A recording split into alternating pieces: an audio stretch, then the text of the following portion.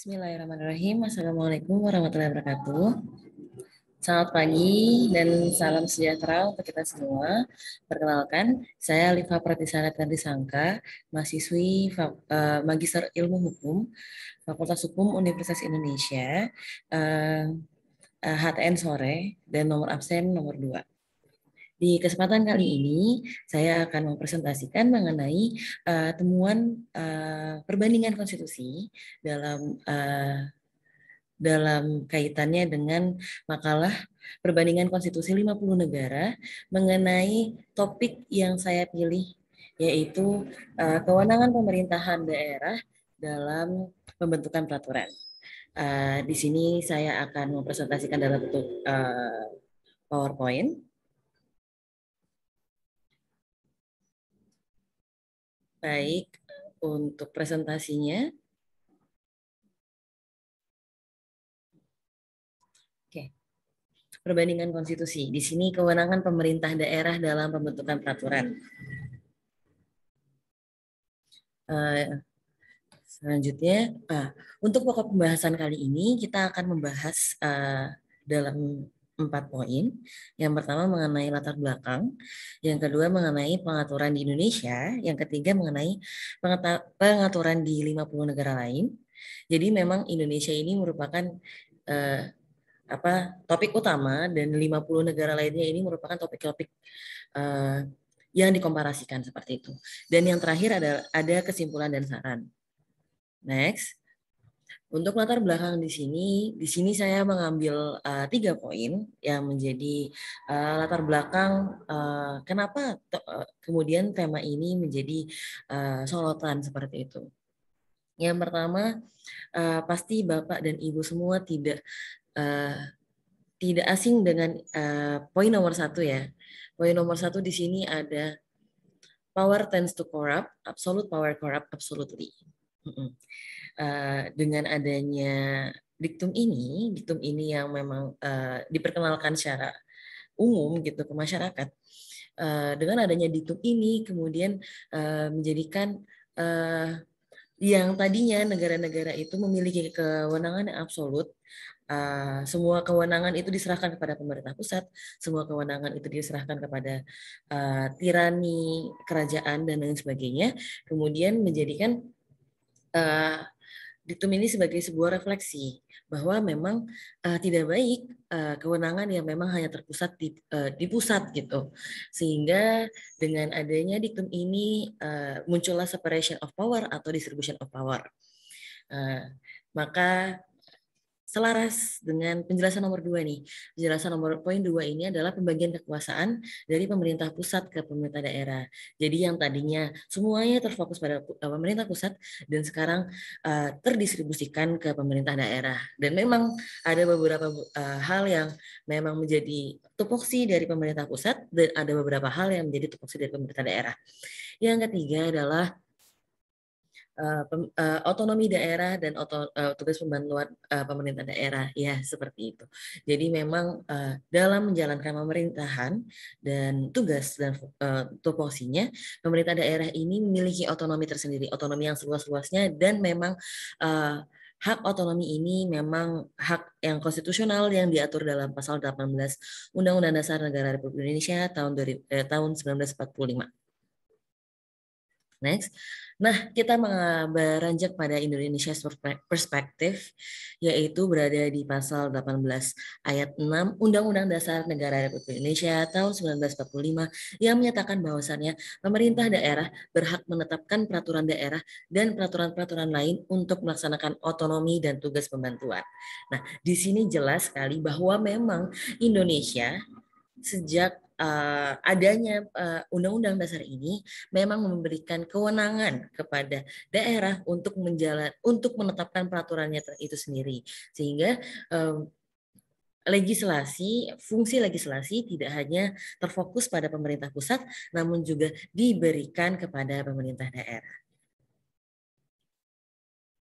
Dan untuk Indonesia perspektif ini, pada hakikatnya di Indonesia, maka dari itu dengan adanya fungsi legislasi di daerah, ada lembaga-lembaga yang memang fokus pada fungsi legislasi seperti Dewan Perwakilan Rakyat Daerah, dan juga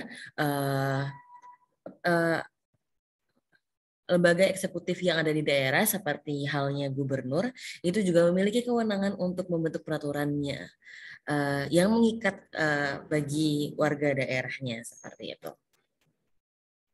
Next, another 50 countries perspective. Jadi di sini kami berusaha untuk mencari peraturan-peraturan yang ada di konstitusi 50 negara, dan berdasarkan temuan yang telah saya lakukan, di sini hanya ada 11 negara yang mengatur mengenai kewenangan pemerintah daerah dalam pembentukan peraturan. Di sini saya coba untuk membuka. Nah,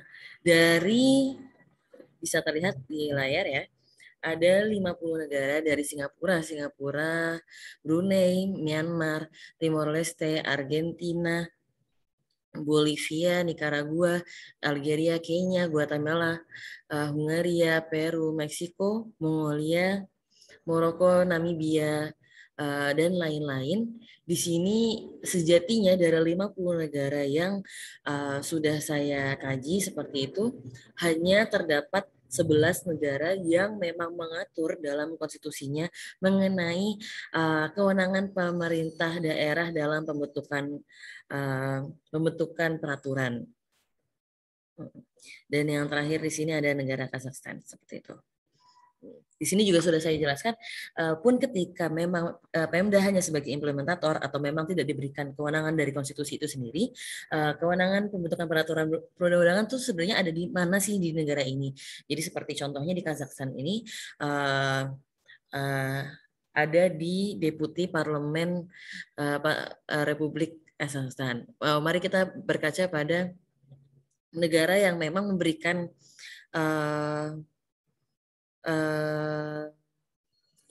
kewenangan pembentukan peraturan.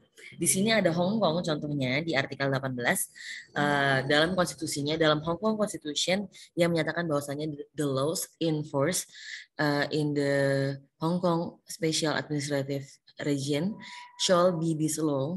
The laws previously in force in Hong Kong as provided in Article 8 of this law and the laws enacted by legislature of the region. National laws shall not be applied in the Hong Kong Special Administrative Region except, ada penjelasannya, bagian-bagian mana sih yang tidak boleh gitu dicantumkan dalam peraturan daerahnya Hong Kong seperti itu, yang tercantum di Annex 3 to this law seperti itu. Itu salah satu contoh negara yang memang memberikan kewenangan pembentukan peraturan bagi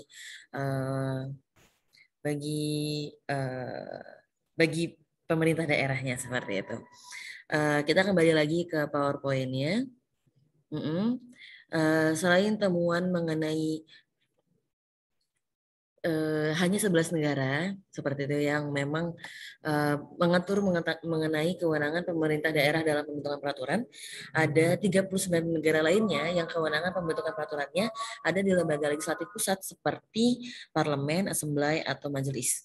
Yang selanjutnya, temuan kami yang ketiga adalah 11 negara yang mengatur kewenangan Pemda ini dalam pembentukan peraturan juga mengakui hierarki peraturan perundang-undangan. Jadi memang tidak boleh bertentangan dengan peraturan yang lebih tinggi seperti itu. Seperti di Indonesia juga ya. Jadi peraturan daerah itu adalah hierarki peraturan perundang-undangannya di pasal 7 ayat 1 Undang-Undang 12 tahun 2011. Jadi memang peraturan daerah tidak boleh bertentangan dengan undang-undang, tidak boleh bertentangan dengan tetap MPR dan konstitusi seperti itu. Next. Dan kesimpulan dan saran yang memang dapat kita ambil di diskusi pada kali ini adalah pemerintah daerah Indonesia diberikan kewenangan konstitusional untuk mengurus rumah tangganya sendiri dengan asas otonomi dan tugas pembantuan, khususnya berupa kewenangan pembentukan peraturan pada pasal 18 ayat 6 Undang-Undang Dasar Negara Republik Indonesia tahun 1945. Yang kedua adalah kewenangan Pemda dalam pembentukan peraturan ini bukanlah kewenangan yang sempurna dalam implementasinya. Ya, betul. Karena terbukti dengan tingginya perda yang dianggap bermasalah. Nah, ini mungkin belum kita jelaskan sebelumnya karena memang pada faktanya dan latar belakangnya dan permasalahan yang ada di Indonesia adalah dengan otonomi yang seluas-luasnya dimiliki pemerintah daerah,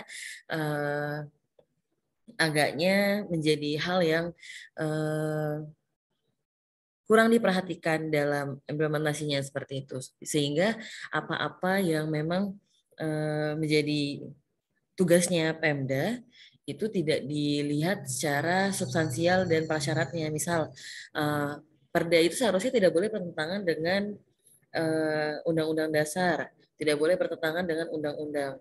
Dan ini semuanya ya udah setiap kali suatu daerah memiliki kepentingan tertentu untuk mengatur daerahnya, mereka tidak melihat substansi peraturan yang lebih tinggi, namun ya sudah hanya yang terpenting peraturan daerah ini cepat berjalan sehingga suatu kebijakan bisa cepat memiliki legal standing seperti itu.